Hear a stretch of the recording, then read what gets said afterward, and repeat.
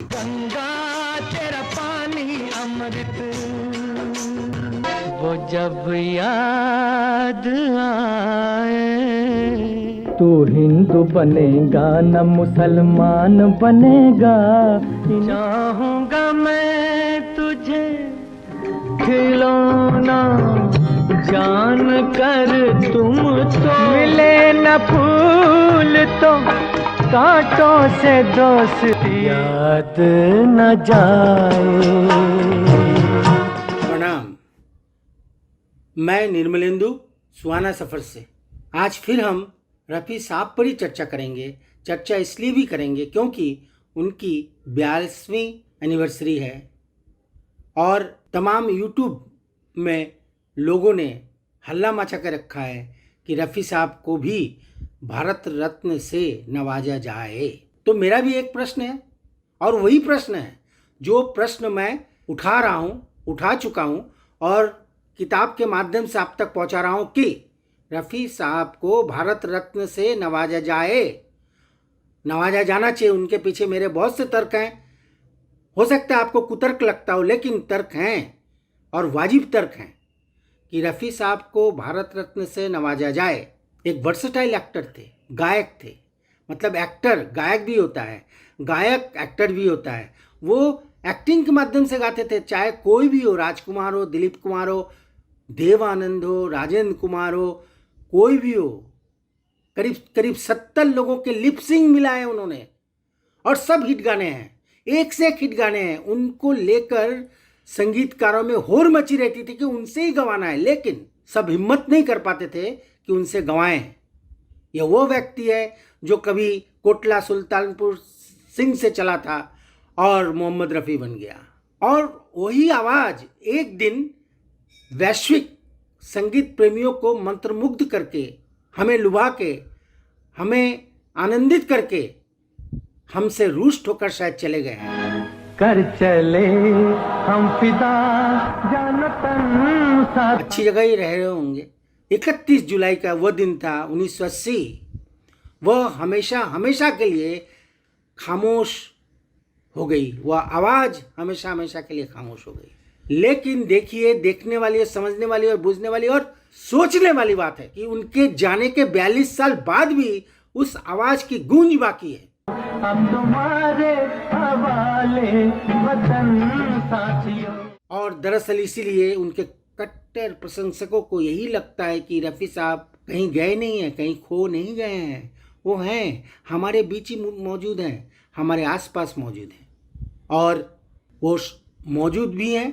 उनकी उपस्थिति गायब है, शारीरिक रूप से वो गायब है। जी हाँ, एक धरोहर के रूप में वही आवाज़ हमारे आसपास है और तभी तो आज भी यही आवाज़ गूंजती है। 100 बार जन्म लेंगे, 100 बार फना होंगे, 100 बार जन्म लेंगे। जी हाँ, ये आवाज़ बीते युग की सबसे अधिक रिकॉर्ड की गई आवाज़ थी और अब भी एक दिन भी ऐसा नहीं जाता है जब रेडियो या टेलीविज़न पर रफ़ी नंबर प्रसारित नहीं होता। वास्तव में रफ़ी साहब, जो कि शारीरिक रूप से उन दिनों स्वस्थ नहीं थे, ने गाना रियाज करना कभी नहीं छोड़ा। जीवन के अंतिम दिन तक वो गाते रहे, जबकि उस दिन उनको अटैक आ गया था। रफ़ी साहब के बेटे ने ही कहा है, लेकिन वो अंतिम गाना मंगला का कोई गाना था, उसकी रिकॉर्डिंग में व्यस्त हो गए थे। जी हाँ, उन्होंने कभी अपना रियाज नहीं छोड़ा, कभी समझौता नहीं किया और कभी अपना दृष्टिकोण नहीं बदला। व्यवहार में कोई कमी नहीं आई, सबसे वही सरल स्वभाव से मिलते रहे और प्यार से पूछते रहे कैसे हो। और दूसरा उनका जवाब होता था, सब ऊपर वाले की मेहरबानी है। वो ऊपर वाले को कभी नहीं भूलते और किसी के भी सामने झुक के प्रणाम करना भी नहीं भूलते। और यही वजह है कि वो हमेशा हर फिक्र को धुएं में उड़ाते चले जा रहे थे। हर फिक्र को धुएं में उड़ाता चला गया। वो गाना हर फिक्र को धुएं में उड़ा मुड़ता चला गया उन पर बहुत फिट बैठती है। उनके बेटे शाहिद रफी दावे के साथ कह रहे थे कि दूसरा मोहम्मद रफी कभी पैदा नहीं हो सकता। उन्होंने सच्ची कहा है, उनका कोई विकल्प नहीं है। मैं भी कह रहा हूं कि उनका कोई विकल्प नहीं है। कोई मोहम्मद रफी दूसरा पैदा नहीं हो सकता। शाहिद जी ने कहा था, वैसे तो बाबा ने हिंदी के साथ साथ विभिन्न अन्य भाषाओं में हजारों या असीमित अनगिनत बेशुमार गाने गाए हैं, लेकिन अपने अंतिम दिनों तक उनकी पसंदीदा व्यक्तिगत पसंद केवल 2 ही गाने थे। उनके हिसाब से 2 गाने थे, एक हसीन शाम को दिल मेरा खो गया, एक हसीन शाम को, और दूसरा उनका पसंदीदा गाना था, मैं जिंदगी का साथ निभाता चला गया। मैं जिंदगी का साथ निभाता चला गया, हर फिक्र को धुएं में उड़ाता चला गया। हालांकि रफी साहब हमेशा यही कहते रहे, इंटरव्यू में भी यही कहते रहे कि उनका जो पसंदीदा गीत है वो है सुहानी रात ढल चुकी, सुहानी रात ढल चुकी। हमेशा वो इसी गीत को तरजीह देते थे, यानी वह स्वयं इस गीत को बहुत ज़्यादा पसंद करते थे। मोहम्मद अजीज उर्फ मुन्ना, जो कि रफ़ी के सच्चे फॉलोअर थे उन दिनों, यह गीत हमेशा के लिए गूंजता रहेगा, यही वो कहते रहते थे। और क़यामत तक उन्होंने एक जो गाना गाया था वो भी गूंजता रहेगा, वो है ना फनकार तुझसा तेरे बाद आया, मोहम्मद रफ़ी तू बहुत याद आया। न फनकार तुझसा तेरे बाद। सच तो ये है कि जिस तरह से रफ़ी के गाने गाकर हमारे पुराने या नए लोग आगे बढ़े, उसके बारे में वर्णना करना सूरज को दिया दिखाने के बराबर। आज रफ़ी के गाने गाकर कुछ लोग अर्निंग कर रहे हैं, कुछ लोग अपना घर चला रहे हैं, कुछ लोग अच्छा भी गा रहे हैं। मैं चाहता हूं कि वो लोग जाने कि केवल गाने से नहीं होगा, रफ़ी को लेकर हमें एक आंदोलन शुरू करने की जरूरत है। और वो आंदोलन है कि रफ़ी साहब को अभी तक भारत रत्न से सम्मानित क्यों नहीं किया गया।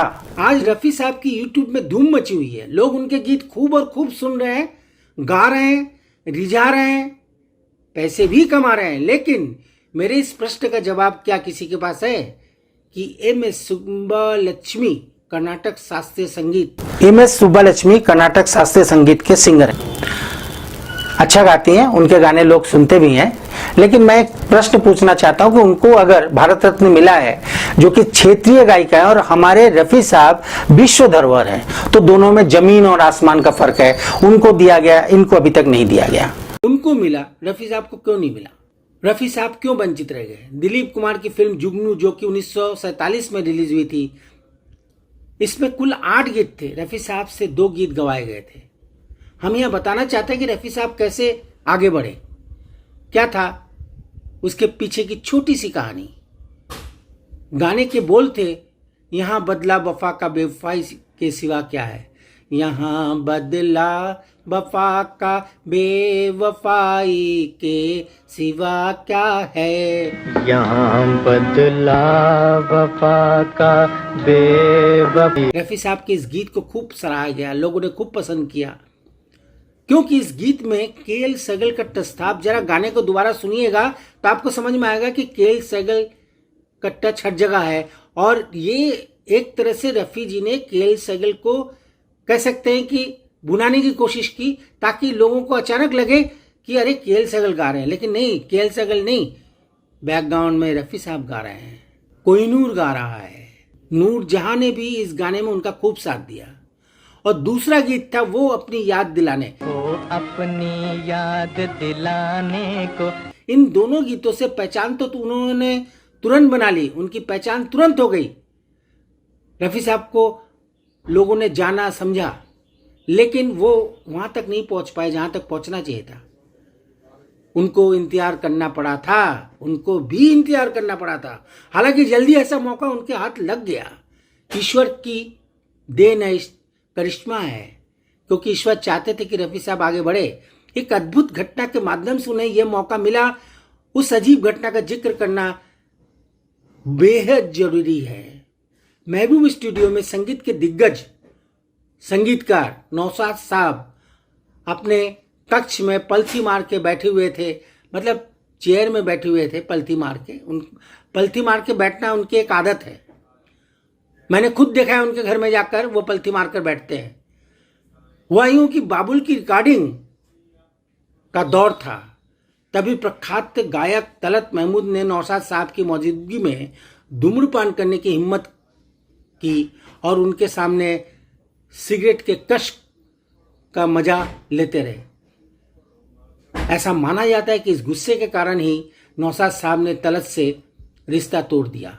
जी हाँ, उनको मनी मन बहुत गुस्सा आया और उन्होंने मनी मन रिश्ता भी तोड़ दिया। नौशाद साहब ने मनी मन कसम खाई थी शायद कि वह तलत महमूद को अपनी किसी भी फिल्म में कभी नहीं दोहराएंगे। जी हाँ, ये सच बता रहा हूं, क्योंकि मैंने कभी नौशाद साहब का एक इंटरव्यू लिया था। उस समय नौशाद साहब ने चलते चलते और इंटरव्यू लिया था नौशाद साहब के घर में ही, समुद्र के किनारे, मुझे एग्जैक्टली याद नहीं है। और उन्होंने तभी चलते चलते मुझे 2 लाइन की बात बताई थी, ज़्यादा नहीं बताया था। इसलिए जब उन्होंने अपनी अगली फिल्म बैजू बावड़ा के लिए संगीतकार की हैसियत से अपनी जिम्मेदारी संभाली तो उन्हें लगा कि इस फिल्म में रफ़ी साहब को मौका देना चाहिए, और उन्होंने एक सुनहरा मौका दिया। और उन्होंने कहा भी था कि इस गीत के आने के बाद रफ़ी आप को लोग जानेंगे कि आपका कैलिबर क्या है, आपकी रेंज क्या है। उन्होंने कहा था, उन्होंने इंटरव्यू में कहा है, आपका रेंज क्या है, रफ़ी साहब का रेंज क्या है। बस इसी गीत से मन तरपत हरि दर्शन को आज मन तरपत हरि। रफ़ी साहब को वो शोहरत, दौलत, इज्जत, वाहवाही मिली जिसकी शायद रफ़ी साहब ने भी कल्पना नहीं की होगी। जी हाँ, यह एक गीत रफ़ी साहब को सब कुछ दे गया। ये दुनिया, ये महफिल, और कई गाने गाए हैं, जैसे मिले न फूल तो कांटों से दोस्ती, आज पुरानी राहों से याद न जाए,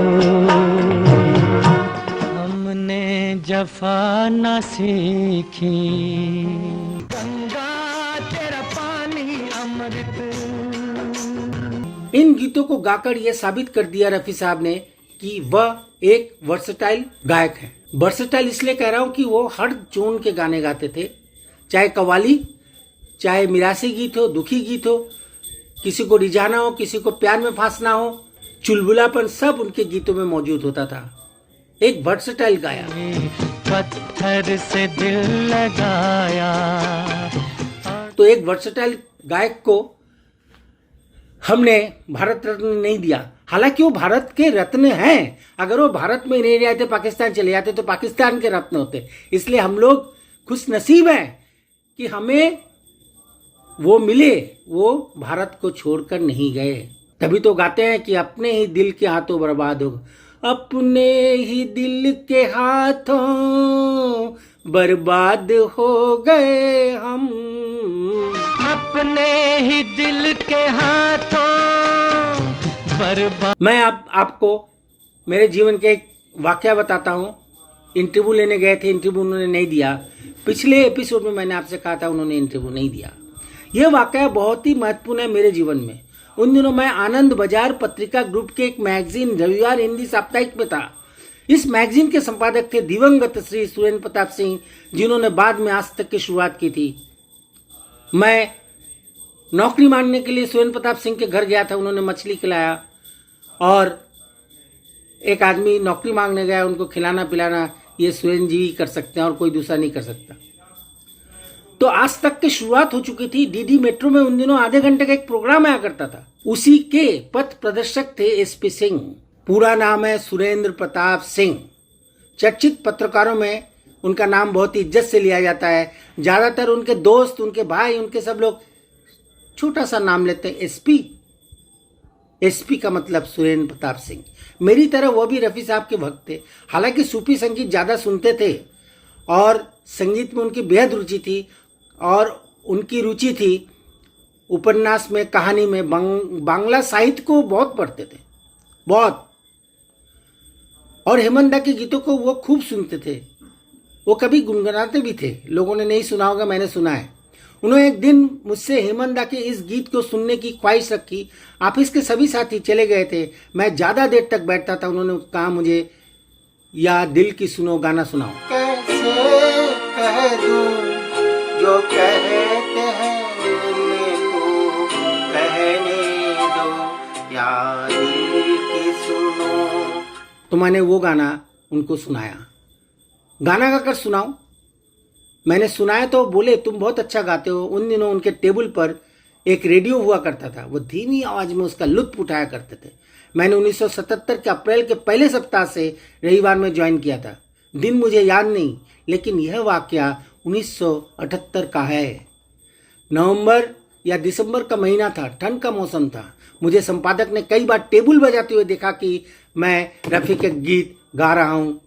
उस दिन मैं टेबल बजा रहा था और यह गीत गा रहा था। तुम कम सिन हो, नादा हो, नाजुक हो। तुम कम सिन हो, नादा हो। कि तभी मेरी नजर राजकिशोर जी पर पड़ी। वो घूर रहे थे, सीनियर थे, घूर सकते हैं। ऐसा लग रहा था कि वो मुझे निगल जाएंगे। दरअसल कब एसपी भैया मेरे पीछे खड़े हो गए मुझे पता ही नहीं चला। मैं तब एसपी सर को भैया कहता था, मुझे वो छोटे भाई की तरह मानने लगे थे। अचानक एसपी सिंह की आवाज आई, क्या कर रहे हो निर्मल? लोगों को दिखाने के लिए डांटने के लहजे में कहा उन्होंने। ऑफिस है, ऑफिस, काम करो। और उसके बाद प्यार से पूछा, तुम रफ़ी साहब के फैन हो ना? क्या तुम मुंबई जाकर रफ़ी साहब का एक इंटरव्यू कर सकते हो? अब देखिए, समझने वाली बात यह है कि सबके सामने डांट भी दिया। लोगों को खुशी हुई कि आज निर्मल को डांटा और अपने मन की बात भी बता दी। कानाफूसी में यकीन रखते थे जो लोग कानाफूसी में यकीन रखते थे, उन्हें समझा दिया कि नहीं, ये भी एक कला है। दरअसल मैं बिल्कुल नया था, मैं अनजान था, मैंने कुछ भी नहीं सीखा था। लेकिन चूंकि संगीत के बारे में और रफ़ी साहब के गीतों को गाकर ही मैं बड़ा हुआ था, इसीलिए मैंने तुरंत हामी भर दी। वैसे तो मैं किशोर साहब हो, एसडी बर्मन हो या मुकेश जी हो, तलत महमूद हो, सबके गाने में गा लेता हूँ। थोड़ी बहुत आवाज़ मिलती है, ईश्वर की देन है, माँ सरस्वती की देन है। उस समय ऐसा लग रहा था कि पंख होता तो उड़ जाता मैं। एक गाना भी लता दीदी का याद आ रहा है। वो गाना था, पंख होती तो उड़ जाती मैं।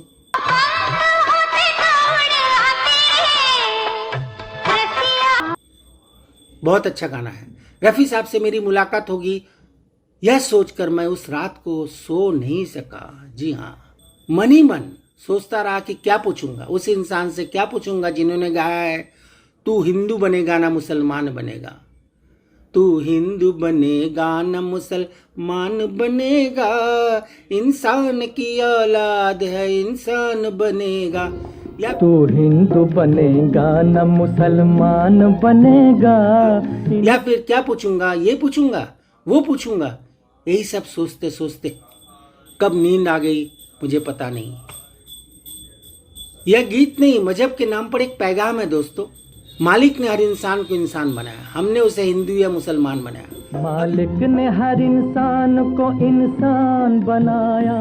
अब इस सार गर्वित गीत की प्रासंगिकता मिल गई है आज के भारत का असहिष्णु वातावरण। गीत का भावार्थ यही है कि हे ईश्वर, दम घुट रहा है, हमारे धर्म निरपेक्ष देश को विपत्ति से बचाए। क्या लिरिक्स है। मालिक ने हर इंसान को इंसान बनाया, हमने उसे हिंदू या मुसलमान बनाया। हमने उसे हिंदू या मुसलमान बनाया। मैंने सोचा था कि इस गीत के बारे में मैं उनसे कुछ सवाल पूछूंगा, लेकिन मेरी इच्छा पूरी नहीं हो पाई। शायद 4 दिन बाद मैं मुंबई गया। वहां मुझे तारदो स्टूडियो में रफ़ी साहब से मिलने का एक सुनहरा अवसर जरूर मिला। मिलने की व्यवस्था एसपी साहब ने कोलकाता से ही करवा दी थी। वह शख्स टाइम्स ऑफ इंडिया मुंबई में थी। नाम था उनका रूमा दीदी, रूमा भादुरी। हम लोग सब रूमा दीदी कहते थे। अंधेरी के 4 बंगला में उनका घर है। एक हंसमुख चेहरा। अतिथियों का स्वागत ऐसे करती थी कि जैसे भगवान का, ईश्वर का स्वागत कर रही हैं। अभिनेत्री रीता भादुरी की बड़ी बहन थी। वह सभी उन्हें दीदी ही कहा करते थे। वह पत्रकार बिरादरी में लाडली बेटी, लाडली बहन, दोस्तों के दोस्त, सबकी चहेती और आदरणीय दीदी थी। उन्होंने मुझे रफ़ी साहब तक पहुंचा तो दिया, लेकिन दुख इस बात का है कि रूमा दीदी आज हमारे बीच नहीं है। लगभग 3 साल पहले या 3.5 साल पहले उनका देहांत हो गया था। मैं उनसे मिलने गया था पिछले 5 महीने पहले, तब मुझे पता चला, क्योंकि बीच में हमारी कड़ी टूट गई थी। मुलाकात होती ही मैंने रफ़ी साहब से कहा कि मैं आपका फ़ैन ही नहीं हूँ, बल्कि आपके सभी हिट गाने मैं गा सकता हूँ, आपकी पूजा करता हूँ। उन्होंने मुझे कहा कुछ सुनाओ। मैंने एक गाना गा के सुनाया, टूटे हुए ख्वाबों ने, टूटे हुए ख्वाबों ने हम। गाना सुनते उन्होंने मुझे गले लगा लिया और कहा, मुंबई आ जाओ, तुम्हारे लिए यही नगरी सही है। मेरा गाना सुनकर कई बार मुझे गले लगाया और आसमान की ओर देखकर बार बार यही बात उन्होंने दोहराई कि ऐसे ऐसे फनकार हमारे देश में है। आसमान को देखते हुए कहा, हे खुदाई ने भी आशीर्वाद दे दो। जी हाँ, उनका आशीर्वाद तो मिल गया मुझे। गायक तो नहीं बन पाया, लेकिन रफ़ी साहब पर किताब जरूर लिख पा रहा हूँ। वे बातें, उनका वह गले लगाना और खुदा से दुआ मांगना, प्यार से बात करना, कंधे पर हाथ रखकर आशीर्वाद देना और हंसते हुए कहना कि फिर मिलेंगे, मैं कभी भूल नहीं सकता। लेकिन हाँ, इंटरव्यू उन्होंने नहीं दिया ये कहते हुए कि फिर मिलेंगे, लेकिन फिर हम कभी नहीं मिल पाए। बस यही बात हमारे दिल में आज भी बैठी हुई है, क्योंकि ईश्वर भी चाहते थे शायद कि स्वर्ग में वो लोगों को गाते हुए रिझाए। उनके गीत लोग स्वर्ग में भी, देवता भी सुनना चाहते होंगे स्वर्ग में। कुछ लोगों ने मुझसे कहा कि लता दीदी को मिला तो इन्हें भी मिलना चाहिए। यहां मैं लता दीदी के बारे में चंद शब्द कहना चाहता हूं। लता दीदी पर आते हैं। लता दीदी और इनमें फर्क क्या है? लता दीदी वर्सेटाइल गायिका नहीं है, ये वर्सेटाइल गायिका है, ये आप सब जानते हैं। और उनके वर्सेटाइलिटी के नहीं होने के कारण ही आशा भोसले ने बहुत कम समय में दिखाया कि वो भी एक अच्छी गायिका है। जब हेलेन का डांस होता है या कैबरे डांस होता है या ग्रुप डांस होता है कि आशा जी की जरूरत पड़ती है, तब लता जी की जरूरत नहीं पड़ती, लता को नहीं बुलाया जाता। तो हमारे रफ़ी साहब को नहीं मिला, लता जी को मिला। मुझे लता जी को मिला, बहुत खुशी है, लेकिन रफ़ी साहब को नहीं मिला, मुझे दुख है। दरअसल सब जानते हैं कि रफ़ी साहब न केवल जुगों जुगों तक याद किए जाएंगे, तुम मुझे यूं भुला न पाओ, बल्कि उनके गायन के माध्यम से वे हमेशा हमारे बीच जीवित भी रहेंगे। लेकिन बावजूद इसके मेरा एक मासूम सा सवाल यह भी है कि क्या अभी तक जिन लोगों को भारत रत्न दिए गए हैं, उनमें से क्या सभी हमारी यादों में जीवित रहेंगे या जीवित हैं? दरअसल मैं ऐसा इसलिए भी कह रहा हूं, यह प्रश्न मैं इसलिए भी उठा रहा हूं क्योंकि रफ़ी साहब के गीत सुनकर हम उन्हें रोज याद तो करते हैं, लेकिन क्या संगीत की दुनिया को छोड़कर जिन लोगों को भारत रत्न दिए गए हैं उन्हें हम रोज याद करते हैं? नहीं ना? या भविष्य में भी करते रहेंगे? उन्हें सालों तक याद नहीं करेंगे। बस यहीं पर रफ़ी साहब दूसरों से अलग हैं, बिल्कुल और बिल्कुल अलग। इसीलिए एक और उदाहरण दूंगा। पंडित रविशंकर को भी भारत के रत्न से सम्मानित किया गया। उनकी आवाज, वो जिस तरह से हैं, रविशंकर को 5% लोग सुनते हैं, लेकिन हमारे रफ़ी को दिन भर सुनते हैं। दोनों में तुलना करें तो कोई प्रतिशत ही नहीं गिनता। रफ़ी साहब पर्दे के चरित्र को आत्मसात करके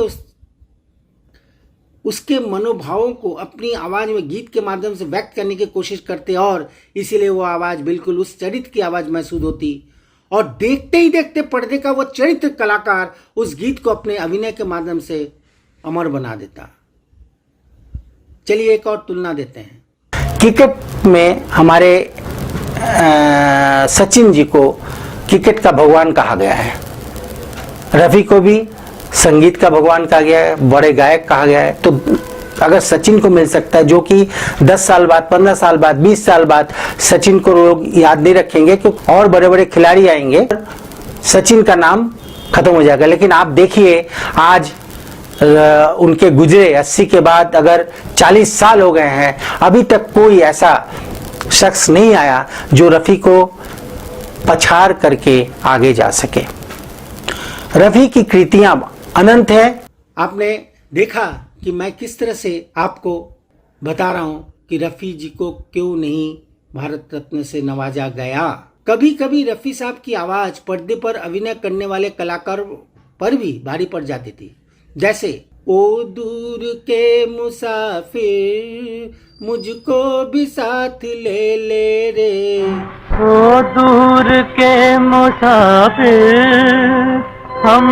दरअसल मेरा मानना है कि वहां दिलीप कुमार ना भी होते तो भी वो गीत हिट होता। उस गीत को हिट होने से कोई नहीं रोक सकता। जैसे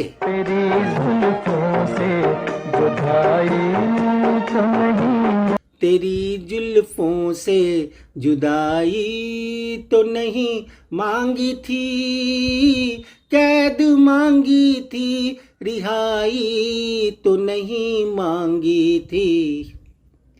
देव के बदले में कोई भी होता, गीत तो हिट होना ही था। एक गाना ये भी आप देखिए, ये दौलत के भूखे रवाजों की दुनिया, ये दौलत के भूखे रवाज। क्या गाना है। ऐसे में यदि यह कहे कि एकमात्र सर्वश्रेष्ठ वर्सटाइल और विलक्षण गायक रफी साहब का इस जहां में किसी भी समकालीन गायक से कोई मुकाबला नहीं है, कोई दूर दूर दूर तक मुकाबला नहीं है, कोई तुलना नहीं हो सकता, तो शायद गलत नहीं होगा। रफी साहब की कृतियां अनंत है। उन कृतियों को अगर हम देखें तो यहाँ समझना संभव नहीं है। मैं यहाँ पर एक गाने का जिक्र करना चाहता हूँ कि लोग इस गाने को आज भी सुनना चाहते हैं या सुने। मैं चाहता हूँ कि हम लोग जिस तरह से भेदभाव करते हैं एक दूसरे का। 59 में एक फिल्म बनी थी धूल का फूल, जिसमें एक गाना था, ये दुनिया अगर मिल भी जाए तो क्या है, ये दुनिया अगर मिल भी जाए। इस वीडियो को हमने आप तक रखा। हम आपसे जानना चाहते हैं कि रफ़ी के प्रशंसक कौन है और कौन नहीं है, और या आप चाहते हैं कि नहीं कि रफ़ी साहब को भारत रत्न से नवाजा जाए। यदि आप चाहते हैं तो कमेंट बॉक्स में जाके अपने कमेंट्स जरूर दें, क्योंकि वो हमारे लिए बहुत महत्वपूर्ण है। शेयर करें, ज़्यादा से ज़्यादा शेयर करें। मेरी किताब का ये दूसरा पार्ट है और लोगों तक पहुंचाएं। सब्सक्राइब करें, कमेंट करें। बस आप सबसे, आप सभी दोस्तों से मेरी यही अपील है। तो आज बस इतना ही। प्रणाम। इसके बाद हम आपको बताएंगे कि रफ़ी साहब ने कुल कितने गाने गाए हैं और उस पीढ़ी में कौन आगे रहते थे और कौन पीछे, क्या था उनका मकाम, कैसे कैसे लोग आए, हम आपको बताएंगे। नमस्कार। याद न जाए